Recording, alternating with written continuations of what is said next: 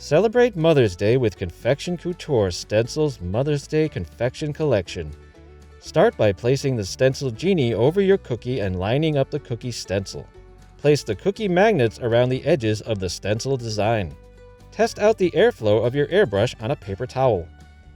Start by using a circular motion to build the color of the design.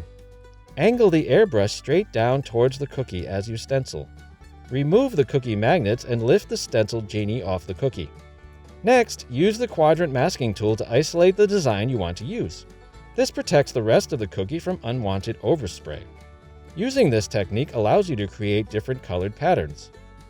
For more intricate designs, use Glad Press and Seal to mask the portions of the stencil.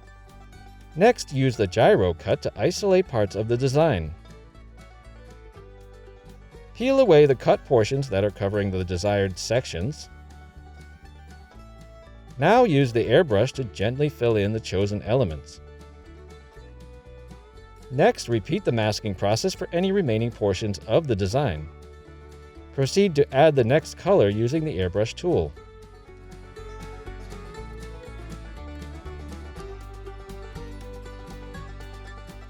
Repeat the masking process for the next stencil.